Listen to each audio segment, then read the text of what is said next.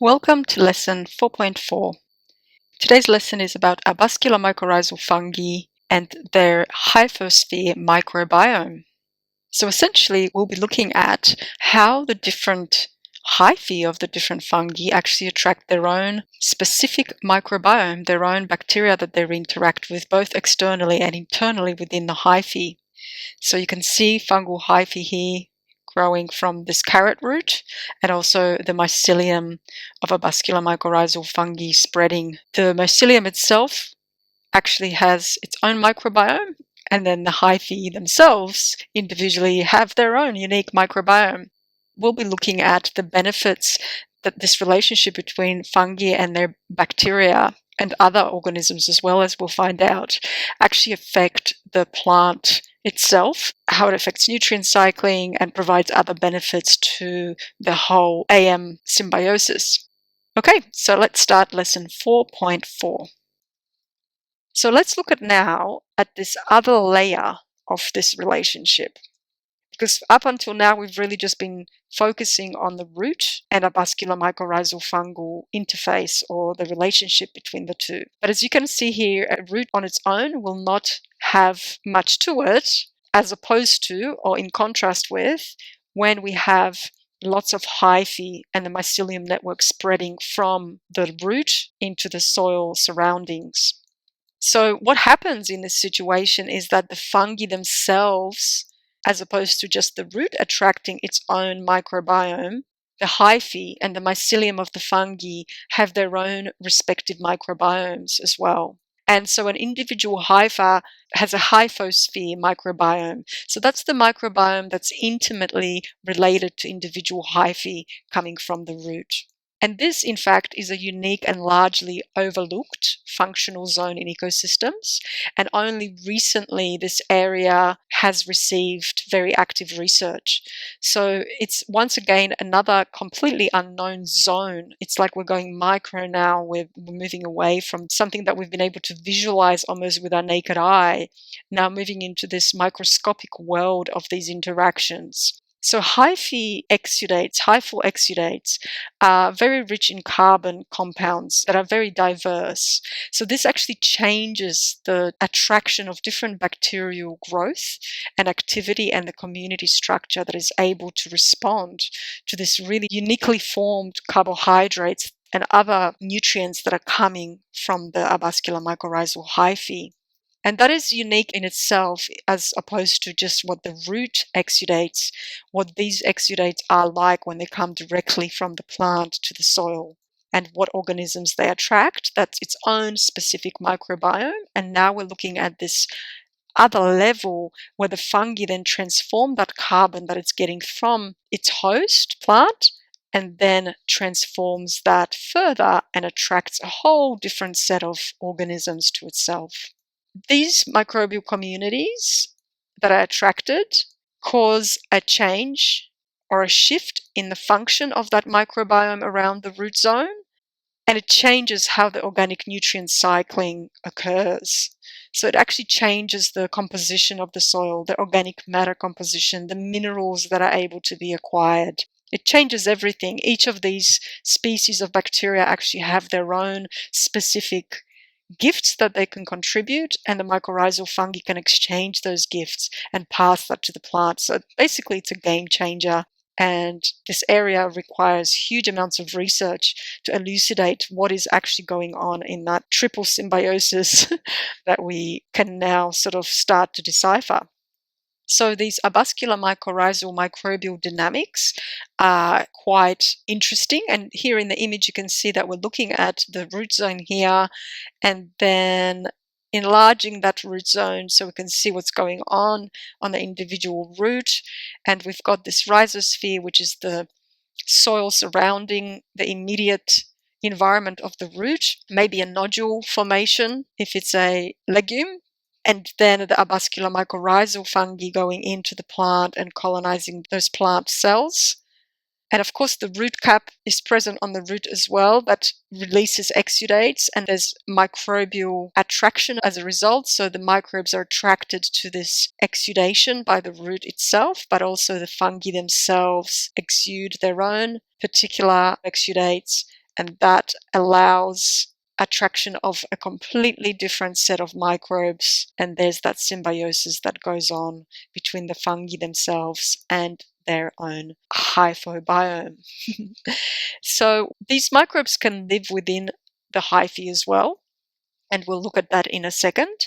But also some of them are just attracted because when the hyphae die, they might colonize those hyphae and consume them, and also be attracted to old hyphae that are about to die. They can also be attracted to spores and be actually parasitic on spores. So there's different relationships between the different stages of the life cycle of the arbuscular mycorrhizal fungi and the different microbes that these stages attract. Some of the bacteria that are attracted are phosphate solubilizing bacteria, which we've covered in Unit 3 on bacteria, and that's what allows this phosphate uptake by arbuscular mycorrhizal fungi into the plant. So for years, it's been thought that it's the arbuscular mycorrhizal fungi that actually access those phosphates, but there has been no evidence of enzymes being produced. There are no genes for enzymes produced by the arbuscular mycorrhizal fungi in order to actually convert the organic phosphate and take it up as orthophosphate into the plant. So now it is becoming largely established in the scientific literature that it is the phosphate solubilizing bacteria that provide this phosphate to the fungi and therefore to the plant. There's also bacteria that decompose nitrogen and nitrogen-fixing bacteria, and once again, this is how the arbuscular mycorrhizal fungi are thought to access this nitrogen from the soil matrix via these bacteria and provide that to the plant. There's also mycorrhizal helper bacteria, and these bacteria are specific in trying to help the partnership between the root and its arbuscular mycorrhizal fungal partner.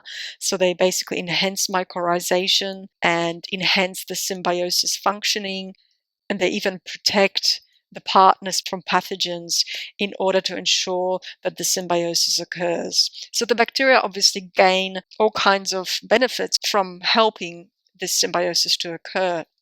There are plant growth promoting rhizobacteria as well that lead to arbuscular mycorrhizal growth, and we've covered plant growth promoting rhizobacteria extensively.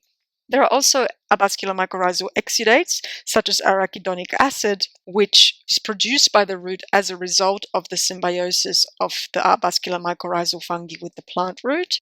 And this selects for specific bacterial communities to be attracted to the plant root. And as mentioned earlier, arbuscular mycorrhizal fungal and bacterial symbiosis is species specific. There is a lot of specificity as to which species and the specific environment within which they interact that will determine this symbiotic outcome. Arbuscular mycorrhizal fungi and their bacteria increase plant growth when they are present together, but not in isolation. So this study in particular would have shown that when you try to grow a plant just with arbuscular mycorrhizal fungi or just with the bacteria, these benefits do not exist unless both partners are present helping the plant to grow. So very interesting dynamics happening there between plants, arbuscular mycorrhizal fungi, and the associated microbiome that is specifically related to the arbuscular mycorrhizal hyphae. So let's look at more closely at this interesting concept that the phosphate and nitrogen and many other minerals are acquired from the bacteria in the hyphosphere. There's an interesting way as to how this has been discovered, because originally empirical studies, when arbuscular mycorrhizal fungi were studied, showed that arbuscular mycorrhizal fungi acquire phosphate via the production of phytases and phosphatases. The notion was that they must themselves have enzymes in order to convert organic phosphate into inorganic phosphate and take that phosphate to the plant, because there has been evidence that mycorrhizal fungi increase phosphate acquisition by plants, and that's indisputable that that's what happens. And there's all kinds of variation as to how much that is true, but in general, plants have greater growth as a result of phosphate acquisition through arbuscular mycorrhizal fungi. And that also means that it's particularly important in phosphate depleted or phosphate poor soils. And it wasn't until the arbuscular mycorrhizal genome has been sequenced where they've noticed that there are no genes for extracellular enzyme activity. But the hyphosphere bacteria do have genes that express phosphate gaining enzymes that can desorb and mineralize organic phosphate. So desorb meaning taking phosphate that is very much attached, very strongly attached to the mineral component of soil or to the organic matter of the soil component. And the bacteria have genes that code for enzymes that allow them to desorb this phosphate, this organic phosphate, and actually mineralize it, transform it from an organic form that the plants cannot take up to a mineral form of this phosphate. And this phosphate is called orthophosphate. And then that orthophosphate can be picked up by arbuscular mycorrhizal fungi, which have transporters to be able to do that, and then taking that phosphate to the plant. So certain arbuscular mycorrhizal fungi and associated hyphosphere bacteria therefore increase the potentially available phosphate for the plant and could together be termed phosphate miners. But it is now shown that arbuscular mycorrhizal fungi cannot do this for themselves, so they need this symbiosis, this association with their bacterial partners in order to provide that phosphate. So the plot thickens because even up until our last lesson, we were really concentrating on how this is a thing that, fungi provide this phosphate. But as to how that happens, it's only recently being elucidated through new research. Additionally, there are genes that have been found in the hyphosphere bacteria that show nitrogen fixation capabilities. So it seems that maybe nitrogen fixing bacteria are actually living in the hyphosphere, and this is how nitrogen is also provided to the plant via arbuscular mycorrhizal hyphae, which acquire this nitrogen from the nitrogen fixing bacteria in their hyphosphere. So this hyphosphere microbiome very much differs among different arbuscular mycorrhizal fungi species and even among isolates of the same species. And this is where I will always drive this notion that biodiversity and the unique specific situation in each soil is completely different, and we cannot just draw out giant conclusions. And this is what's happened in this arbuscular mycorrhizal space, it seems. And especially if you're interested, there's a paper called Arbuscular Mycorrhiza Advances and Retreats in Our Understanding of the Ecological Functioning of the Mother of All Root Symbioses. And this paper really hones in on how much generalization there has been in the past from studies. But when we look at individual habitats, individual soils, there are major differences. And this hyphosphere microbiome is a fantastic representation of how different microbes are attracted to different hyphae that are growing on a different plant, that are growing in different circumstances, in different climatic conditions, in different soil composition, with different organic matter content and mineral content. All of this plays a role, and it's a very unique symbiosis. Everything is very unique. Just like each of us has an individual microbiome based on our own diet and where we live and our own stresses and our own emotional condition, the same thing happens. And so we can't just lump it all, but that's unfortunately how scientific studies have been done, where one thing gets discovered and then it gets repeated in similar ways. But really we need to look to the ecosystem to gain this very specific knowledge. And so while all these trends have been observed and they've been real, they differ in their capacities and they differ in their effects upon plants and upon ecosystems based on the unique specific condition that they are found in. This lovely article as well, called Arbuscular Mycorrhizal Fungi Conducting the Hyphosphere Bacterial Orchestra, is another fantastic thing to read in order to understand this interaction between the hyphosphere bacteria and the arbuscular mycorrhizal fungi and the root system that supports them. So what is lovely in this diagram is that it distinguishes between the root pathway and the rhizosphere microbiome, and the mycorrhizal pathway and the hyphosphere microbiome. And here you have the different families of bacteria that have been found, and they are color-coded, so we know whether they exist in the mycorrhizal pathway or the root pathway. But the main point of this diagram is to show that the soil microbiome is recruited by the roots through the root exudates, and the hyphosphere microbiome is recruited through the hyphal exudates. And then if we look deeper into this mycorrhizal pathway, the hyphosphere microbiome, we can see how these different organisms, these bacteria, these microbiomes are actually influenced by the hyphal exudates, and that attracts these bacteria but also allows them to perform their various functions. And these functions include the possession of hydrolytic enzymes and phosphatases that the bacteria produce and therefore convert phosphorus and nitrogen in the organic forms to the inorganic forms, and these in those forms can then be taken up by the hypha and taken to the plant via the arbuscular mycorrhizal association. So it's a beautiful image because it really describes the two different pathways and the specificity of these microbiomes, the diversity of specific bacterial community composition.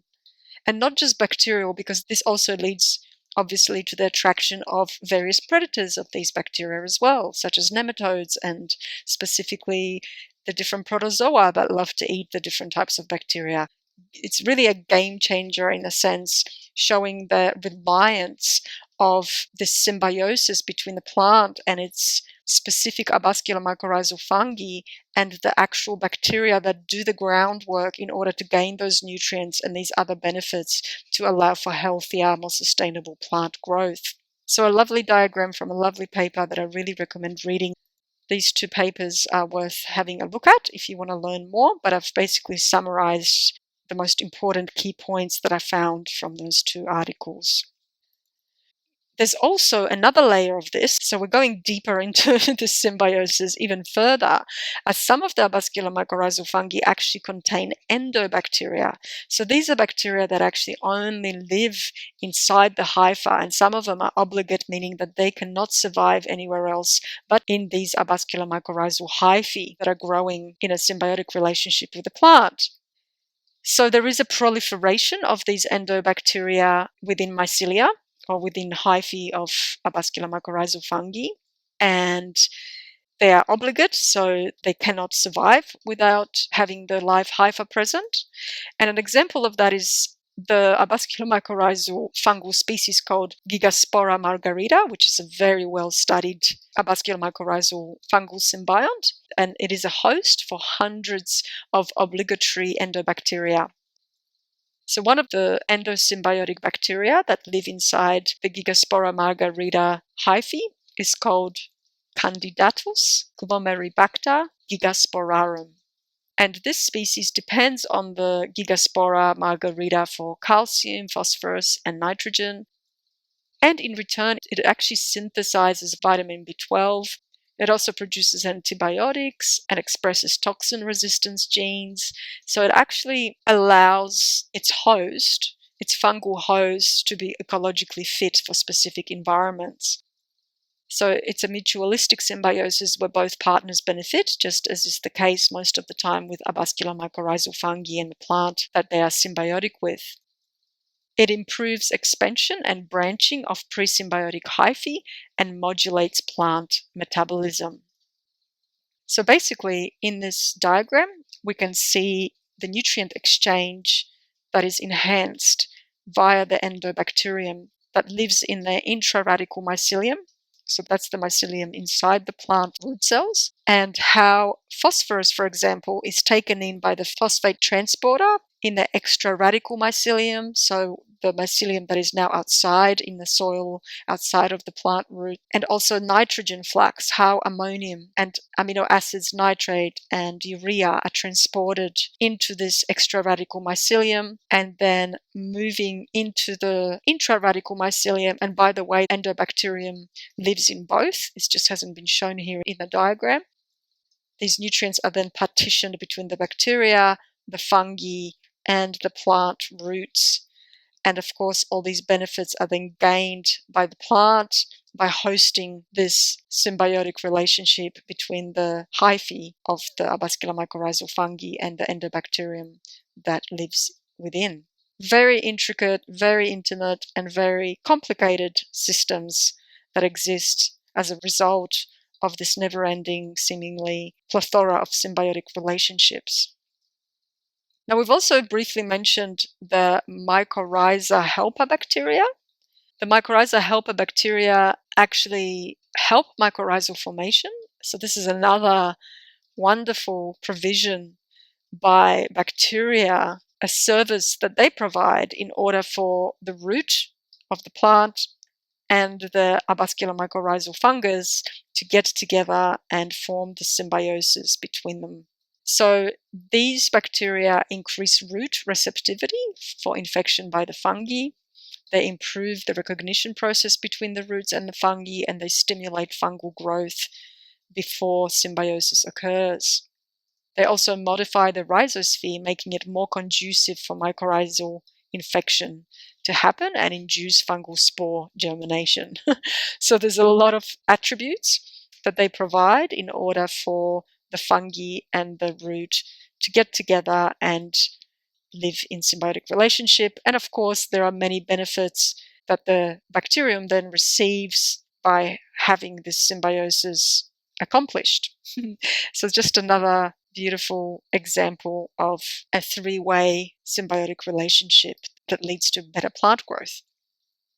There also have been studies showing that there are eukaryotic associative microbes as well. And so what these are Basidiomycetes yeasts, Cryptococcus, and Rhodotorula are some of the examples of yeasts that are closely associated with arbuscular mycorrhizal spores and hyphae. And they have been shown to enhance development of mycorrhizal structures in host roots and possess enzymes that degrade complex organic molecules, so therefore increase nutrient acquisition for the mycorrhizal fungi in the plant.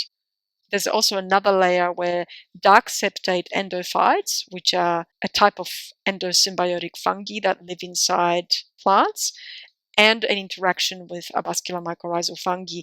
And there's a study showing that when two are present to a certain degree, they actually enhance plant growth better than individual fungi of these two different types can do. So basically, the eukaryotic component of these microbes means that they are not bacteria. So basically, other types of fungi that help the arbuscular mycorrhizal fungal symbiosis. So this concludes lesson 4.4. And in the next lesson, lesson 4.5, we'll actually talk about arbuscular mycorrhizal fungi in soil and ecosystem restoration. First of all, we'll look at disturbance of soil ecosystems and what that actually does to arbuscular mycorrhizal fungi and the symbiosis with its plant hosts. Then we'll look at the potential of conservation of arbuscular mycorrhizal fungi and ecosystem restoration. Then we'll cover some questions about what is still unknown about this symbiosis and provide some recommendations. Okay, I'll see you in lesson 4.5. Bye for now.